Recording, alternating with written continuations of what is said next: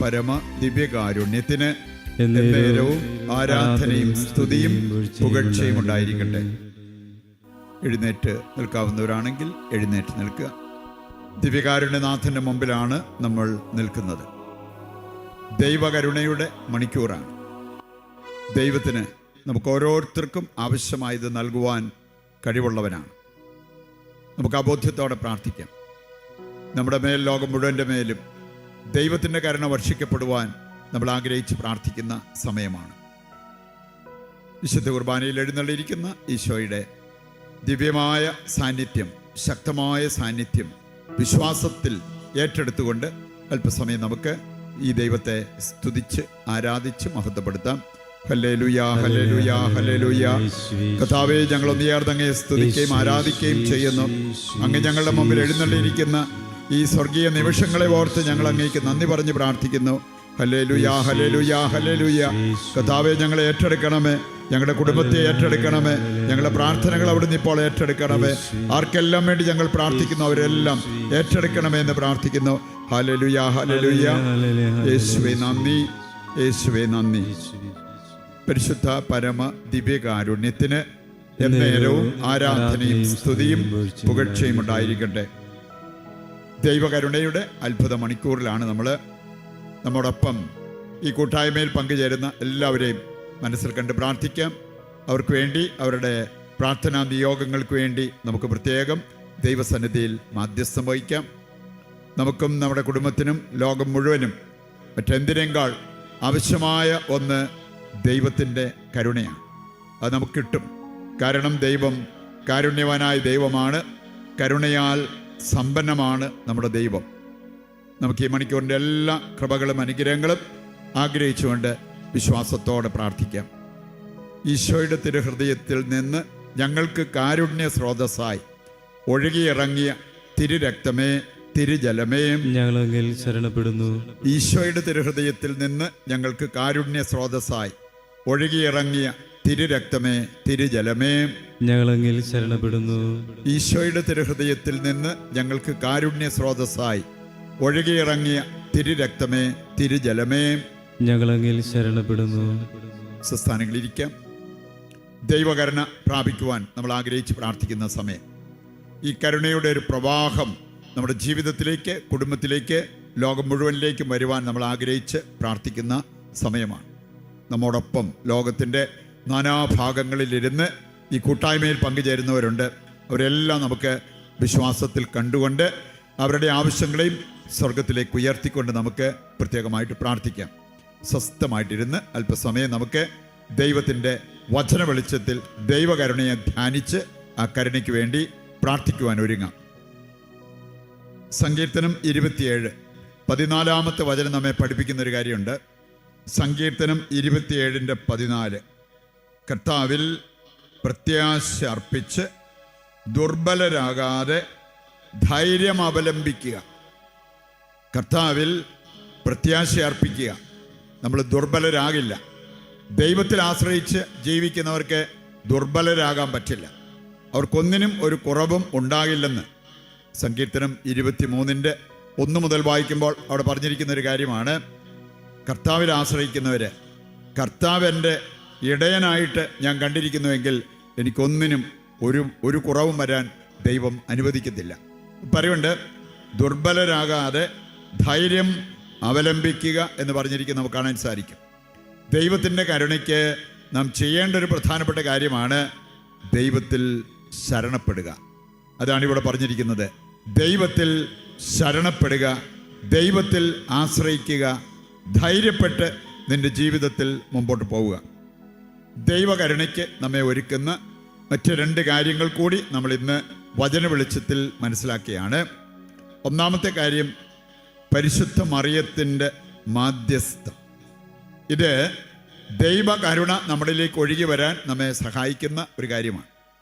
രണ്ടാമത്തെ കാര്യമാണ് സഹജീവികളോട് സഹാനുഭൂതി കാണിക്കുന്നത്. നമ്മുടെ സഹോദരങ്ങളോട് സഹാനുഭൂതിയുള്ളവരായി മാറിയാൽ ദൈവകരുണ പ്രാപിക്കാൻ അത് നമ്മെ ഒരുപാട് സഹായിക്കും. ഈ 2 കാര്യങ്ങൾ ഹൃദയത്തിലേക്ക് നമുക്ക് ഏറ്റെടുക്കാം. എന്നിട്ട് അത് നമ്മുടെ ജീവിതത്തിൽ പ്രാവർത്തികമാക്കാനായിട്ട് പ്രത്യേകം നമുക്കൊന്ന് പരിശ്രമിക്കുകയും ചെയ്യാം. പരിശുദ്ധ അമ്മയുടെ മാധ്യസ്ഥം. വിശുദ്ധ അംബ്രോസ് പറഞ്ഞിരിക്കുന്ന ഒരു കാര്യമുണ്ട്. നമ്മെ സ്വർഗത്തിലേക്ക് നയിക്കുന്ന ഗോവണിയാണ് പരിശുദ്ധ കന്യകാമറിയം. ഭൂമിയെയും സ്വർഗത്തെയും തമ്മിൽ ബന്ധിക്കുന്ന ഒരു ഗോവണിയായിട്ട് പരിശുദ്ധ കന്യകാമറിയത്തെ നമുക്ക് കാണാൻ പറ്റും. വിശുദ്ധൻ പറയുന്നത് ഈ ഗോവണി വഴിയാണ് യേശുക്രിസ്തു ഈ ഭൂമിയിലേക്ക് ഇറങ്ങി വന്നത്. പിതാവിനോടുകൂടെ ആയിരുന്നവൻ, സ്വർഗത്തിലായിരുന്നവൻ ഭൂമിയിലേക്ക് ഇറങ്ങി വരാൻ ഒരു ഗോവണി ഉപയോഗിച്ചു, ഒരു ലാഡർ. അതാണ് പരിശുദ്ധ കന്യകാമറിയം. പരിശുദ്ധ അമ്മ ദൈവത്താൽ പ്രത്യേകം തിരഞ്ഞെടുക്കപ്പെട്ട വ്യക്തിയാണ്. യേശുവിനെ ഈ ഭൂമിയിലേക്ക് കൊണ്ടുവരുവാൻ, യേശുവിന് ജന്മം കൊടുക്കുവാൻ ദൈവം പ്രത്യേകം തിരഞ്ഞെടുത്ത മൂശയാണ് പരിശുദ്ധ കന്യകാമറിയം. ഈ മൂശ വഴിയാണ് ഏറ്റവും കുറഞ്ഞ സമയം കൊണ്ട് ഏറ്റവും കുറഞ്ഞ ചെലവിൽ മറ്റ് ക്രിസ്തുവിനെ രൂപപ്പെടുത്താൻ സാധിക്കുന്നത് എന്നാണ് ഈ വിശുദ്ധൻ പറഞ്ഞിരിക്കുന്നത്. അപ്പം അതുകൊണ്ട് നമ്മൾ പരിശുദ്ധ അമ്മയെ കൂട്ടുപിടിച്ചാൽ നമുക്ക് മറ്റൊരു ക്രിസ്തുവായി മാറാൻ പറ്റും. ക്രിസ്തുവിനെ പോലെ നമ്മുടെ ജീവിതത്തെ രൂപപ്പെടുത്താൻ സഹായിക്കുന്ന ഒരു വ്യക്തിയാണ് പരിശുദ്ധ കന്യകാമറിയം. ഈ അമ്മയുടെ മാധ്യസ്ഥം നമുക്ക് ഒരുപാട് സഹായമാകും എന്നുള്ളത് സഭ നമ്മെ പഠിപ്പിക്കുന്നുണ്ട്. ദൈവത്തിൻ്റെ വചനം നമ്മെ പഠിപ്പിക്കുന്നുണ്ട്. വചനമെടുത്താൽ നമുക്ക് മനസ്സിലാകും. യോഹന്നാന്റെ സുവിശേഷം 2-ാം അധ്യായം 5-ാമത്തെ വചനം. അവിടെ പരിശുദ്ധ അമ്മയുടെ മാധ്യസ്ഥം മൂലം ഒരു കുടുംബം നാണക്കേടിൽ നിന്നും രക്ഷ പ്രാപിച്ചു. അവർക്ക് വീഞ്ഞ് തീർന്നുകൊണ്ടിരിക്കുകയാണ്. കല്യാണ വിരുന്ന് നടക്കുകയാണ്. അതിലൊരു പ്രധാനപ്പെട്ട ഒരു വിഭവമാണ് വീഞ്ഞ്. അത് തീർന്നുകൊണ്ടിരിക്കുന്നു. ഇനിയും ഒത്തിരി പേർക്ക് വീഞ്ഞ് വേണം, പക്ഷേ വീഞ്ഞ് തീർന്നുകൊണ്ടിരിക്കുന്നു. അമ്മ അവിടെ മാധ്യസ്ഥം വഹിക്കുന്നത് കാണാൻ സാധിക്കും. അവിടെ ഇങ്ങനെ ഒരു കുറവ് വന്നതായിട്ട് അറിയുന്നതിന് മുമ്പ് തന്നെ ഏറ്റവും നല്ല വീഞ്ഞ് അവിടെ ലഭ്യമായി. ഇനി അതിന് കാരണക്കാരിയായത് പരിശുദ്ധ കന്യകാമറിയമാണ് എന്ന് ഈ അധ്യായം നമ്മെ പഠിപ്പിക്കുന്ന ഒരു കാര്യമാണ്.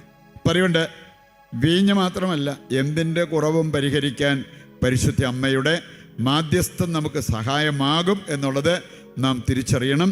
നമ്മുടെ ആവശ്യങ്ങൾ, നമ്മുടെ കുടുംബാംഗങ്ങളുടെ ആവശ്യങ്ങൾ, നമ്മുടെ സഹോദരങ്ങളുടെ ആവശ്യങ്ങളെല്ലാം മണത്തറിഞ്ഞ് നമുക്ക് അവരിലേക്ക് ഇറങ്ങിച്ചെന്നവരെ സഹായിക്കാൻ സാധിക്കണമെങ്കിൽ ഈ ഒരു മനോഭാവം നമുക്ക് ആവശ്യമാണ്. Sensitive to the needs of others എന്ന് ഇംഗ്ലീഷിൽ പറയും. മറ്റുള്ളവരുടെ ആവശ്യങ്ങൾ മണത്തറിഞ്ഞ് അവരെ സഹായിക്കാൻ ഓടിച്ചെല്ലുന്ന ഒരു മനോഭാവം. ഇതാണ് പരിശുദ്ധ കന്യകാമറിയത്തിൽ നമ്മൾ കാണുക. സഭയുടെ പഠനം നമ്മൾ എടുക്കുമ്പോൾ നമുക്ക് കാണാൻ സാധിക്കും. കത്തോലിക്ക സഭയുടെ മതബോധന ഗ്രന്ഥം 970 ഇത് നമ്മെ പഠിപ്പിക്കുന്ന വലിയൊരു കാര്യമുണ്ട്. മറിയം കൃപയുടെ ഉറവിടമല്ല, കൃപയുടെ ഉറവിടം ദൈവമാണ്. നമ്മൾ കാണുന്നുണ്ട്.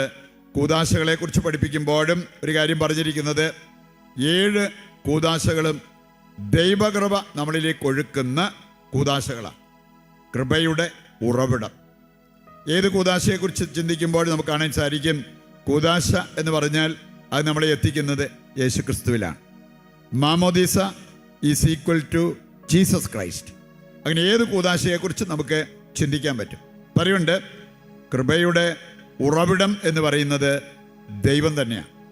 ഇനി മറിയത്തിൻ്റെ ഒരു റോള് എന്താണെന്ന് ചോദിച്ചാൽ, മറിയം ഇടനിലക്കാരിയാണ്. ഇടനിലക്കാരി. സ്ഥലം വിൽക്കാനാണേലും കെട്ടിടം വിൽക്കാനാണേലും അവ വാങ്ങാനാണേലും ഒക്കെ ഇടനിലക്കാരായി പ്രവർത്തിക്കുന്നവരെ കാണാൻ പറ്റും. അവർക്ക് അതിൻ്റേതായിട്ടുള്ള നേട്ടങ്ങളുണ്ട്. അതുപോലെ തന്നെ അങ്ങനെ ഒരു ഇടനിലക്കാരുള്ളപ്പോൾ നമുക്കും അതിൻ്റേതായിട്ടുള്ള നേട്ടങ്ങളുണ്ടാകും. മറിയത്തെക്കുറിച്ച് പറയപ്പെട്ടിരിക്കുന്ന കാര്യം കൃപയുടെ ഉറവിടമല്ലെങ്കിലും ഇടനിലക്കാരിയാണ്. ഈ ഒരു ബോധ്യമുള്ളവർ പറ്റുന്നിടത്തോളം പരിശുദ്ധ അമ്മയോട് മാധ്യസ്ഥം വഹിച്ച് അവരുടെ ജീവിതത്തിൽ മുന്നോട്ട് പോകും. പറ്റുന്നിടത്തോളം ജപമാല പ്രാർത്ഥന നടത്തി ദൈവാനുഗ്രഹം പ്രാപിച്ച് അവരുടെ ജീവിതത്തിൽ മുന്നോട്ട് പോകും. നമുക്കൊരുപാട് അനുഗ്രഹം നമ്മുടെ ജീവിതത്തിലേക്ക് എത്തിക്കുന്നതാണ് ജപമാല പ്രാർത്ഥനയെന്ന് മരിയഭക്തി പ്രചരിപ്പിച്ച് എല്ലാ വിശുദ്ധരും ഒരുപോലെ പറഞ്ഞിരിക്കുന്ന ഒരു കാര്യമാണ്. പറയുന്നുണ്ട്, ഈ ഒരു വഴിയെ നമ്മൾ നടന്ന് നീങ്ങി ദൈവകരുണ പ്രാപിക്കാൻ നമ്മൾ തയ്യാറാകണം എന്നുള്ളത് നാം തിരിച്ചറിയേണ്ട ഒരു യാഥാർത്ഥ്യമാണ്. രണ്ടാമത്തെ ഒരു കാര്യമാണ് സഹജീവികളോട് സഹാനുഭൂതിയുള്ളവരാകുക. നമുക്ക് വേണമെങ്കിൽ സഹതാപത്തെക്കുറിച്ച് ചിന്തിക്കാൻ പറ്റും. ഒത്തിരി പേര് സഹതാപം പറയുന്നത് കേട്ടിട്ടുണ്ട്. എവിടെയെങ്കിലും ഒരു ദുരന്തം വന്നാൽ, വയനാട് ദുരന്തം വന്നു, ഒത്തിരി പേര് സഹതാപം അവർ പ്രകടിപ്പിച്ചു. അയ്യോ അവർക്കെല്ലാം വന്നല്ലോ, ഒരു വീട്ടിൽ ഒരാളൊഴികെ ബാക്കി എല്ലാവരും മരിച്ചു പോയല്ലോ. സഹതാപം അവർ പ്രകടിപ്പിച്ചു. പക്ഷേ സഹാനുഭൂതി കാണിച്ചൊന്നൊന്നും പറയാൻ പറ്റിയല്ല. സഹാനുഭൂതി എന്ന് പറഞ്ഞാൽ ആ വ്യക്തിയുടെ അവസ്ഥയിൽ നമ്മെ തന്നെ വെച്ചുകൊണ്ട് എന്ത് നമുക്ക് ചെയ്യാൻ പറ്റും. അങ്ങനെ ഒരു വ്യക്തിക്ക്, അങ്ങനെ ബാക്കി എല്ലാവരും നഷ്ടപ്പെട്ട ആ ഒരു വ്യക്തിക്ക് ആ ഒരവസ്ഥയിൽ എന്താണ് ആഗ്രഹം നമുക്കറിയാൻ പറ്റും. എന്ന് പറഞ്ഞ പോലെ നമ്മളെ ആ അവസ്ഥയിൽ ഇട്ടുകൊണ്ട് നമുക്ക് ചെയ്യാവുന്ന കാര്യങ്ങൾ ചെയ്യാൻ തയ്യാറാകുന്നത്, അതാണ് സഹാനുഭൂതിയുള്ളവരായി മാറുക എന്ന് പറഞ്ഞാൽ. അതിലേക്കാണ് ദൈവം നമ്മെ ക്ഷണിക്കുന്നത്. മറ്റുള്ളവരുടെ വേദന നമ്മുടെ വേദനയായിട്ട് നമ്മൾ കാണണം. റോമാലേഖനം 12:15 വചനമെടുത്താൽ പൗലോസ്ലീഹ പറയുന്ന ഒരു കാര്യമുണ്ട്. സന്തോഷിക്കുന്നവരോടൊപ്പം സന്തോഷിക്കണം, വേദനിക്കുന്നവരോടൊപ്പം വേദനിക്കണം. ഇതിന് നല്ല ആത്മീയ വളർച്ച ഉണ്ടാകണം. അതുപോലെ തന്നെ മാനസിക വളർച്ച, വൈകാരിക വളർച്ച, മനസ്സ് വളരണം. അതില്ലാത്തവരാണ്, ഒട്ടും വളർന്നിട്ടില്ലാത്തവർക്ക് മറ്റുള്ളവർക്ക് വേദന ഉണ്ടാകുമ്പോൾ ഇവിടെ കിടന്ന് സന്തോഷിക്കാൻ പറ്റത്തുള്ളൂ. മറ്റുള്ളവർക്ക് സന്തോഷം ഉണ്ടാകുമ്പോൾ മനസ്സിടിഞ്ഞ് നിരാശയിലിരിക്കാൻ പറ്റത്തുള്ളൂ. ശരിക്കും ആത്മീയ വളർച്ചയുള്ളവരും വൈകാരിക പക്വതയുള്ളവരും മറ്റുള്ളവരുടെ വേദന അവരുടെ വേദനയായിട്ട് കാണും. അത് ആ ഒരു അവസ്ഥയിലേക്ക് വളരേണ്ടവരാണ് ദൈവമക്കൾ, ക്രിസ്ത്യാനികൾ എന്നുള്ളത് ദൈവവചനം നമ്മെ ഓർമ്മിപ്പിക്കുന്ന കാര്യമാണ്. യാക്കോസ്ലീഹ 2-ാം വചനത്തിൽ നമ്മൾ കാണുന്നുണ്ട്, നമ്മളെങ്ങനെ നമ്മുടെ സഹജീവികളോട് പെരുമാറുന്നോ അങ്ങനെ ദൈവം നമ്മളോടും പെരുമാറും. അവിടെ പറഞ്ഞിരിക്കുന്നത്, നമ്മളെ കാരുണ്യരഹിതമായിട്ട് വിധിക്കുന്നവരാണെങ്കിൽ നമ്മുടെ മേലും കാരുണ്യരഹിതമായ വിധിയുണ്ടാവും. നമ്മൾ കരുണയുള്ളവരാണെങ്കിൽ, സഹാനുഭൂതിയുള്ളവരാണെങ്കിൽ അതനുസരിച്ച് ദൈവം നമ്മോട് പെരുമാറുന്നത് നമുക്ക് കാണാൻ പറ്റും. അപ്പോൾ നമ്മൾ കൂടുതൽ സുരക്ഷിതരാകും, അനുഗ്രഹീതരുമാകും. കരുണയില്ലാതെ, കണ്ണിച്ചോരയില്ലാത്ത രീതിയിൽ മറ്റുള്ളവരോട് സംസാരിക്കുകയും പെരുമാറുകയും പ്രവർത്തിക്കുകയും ഒക്കെ ചെയ്തു കഴിയുമ്പോൾ അതനുസരിച്ചുള്ളൊരു പെരുമാറ്റം നമ്മൾ പ്രതീക്ഷിക്കേണ്ടി വരും എന്നുള്ളത് ദൈവത്തിൻ്റെ വചനം നമ്മെ ഓർമ്മിപ്പിക്കുന്ന കാര്യമാണ്. ഗലാത്യർ 6-ാം 7 മുതൽ വായിച്ചാൽ, ജഡികരായി നിങ്ങൾ ജീവിച്ചാൽ തീർച്ചയായും മരിക്കും. നിങ്ങൾ ജഡത്തിനായി വിതച്ചാൽ ജഡത്തിൽ നിന്നും നാശം കൊയ്യേണ്ടി വരും. നിത്യജീവൻ കൊയ്യാൻ ആഗ്രഹിക്കുന്നവർ ആത്മാവിനായി വിതയ്ക്കണം. അതാണ് സഹാനുഭൂതിയുള്ളവരായിട്ട് നമ്മൾ മാറുക എന്ന് പറഞ്ഞാൽ. അല്പസമയം നമ്മുടെ ആവശ്യങ്ങളെ ഈ അൾത്താരയിൽ സമർപ്പിച്ച് പ്രാർത്ഥിക്കാം. നമ്മുടെ പ്രാർത്ഥനകൾ ചോദിച്ചിട്ടുള്ളവർ, നമ്മൾ പ്രാർത്ഥിക്കാൻ കടപ്പെട്ടിരിക്കുന്നവർ, അവരെല്ലാം ദൈവകരങ്ങളിൽ ഏൽപ്പിച്ചുകൊണ്ട് നമുക്ക് അല്പസമയം കർത്താവിനെ സ്തുതിച്ച് ദിവ്യകാരുണ്യത്തിൻ്റെ ആശീർവാദവും ദൈവകരുണയുടെ അഭിഷേകവും ഏറ്റെടുക്കാം. Hallelujah, hallelujah, hallelujah, hallelujah. കർത്താവെ ഏറ്റെടുക്കണമേ. ഞങ്ങളുടെ ഈ പ്രാർത്ഥനാ നിയോഗങ്ങളെല്ലാം അവിടുന്ന് ഏറ്റെടുക്കണമേ. ഞങ്ങളെ അനുഗ്രഹിക്കണമേ, ഞങ്ങളുടെ കുടുംബങ്ങളെ അനുഗ്രഹിക്കണമേ, എല്ലാ കൂട്ടായ്മകളെയും അനുഗ്രഹിക്കണമേ, ലോകം മുഴുവനെയും അനുഗ്രഹിക്കണമേ. Hallelujah, hallelujah. യേശുവേ നന്ദി, യേശുവേ നന്ദി.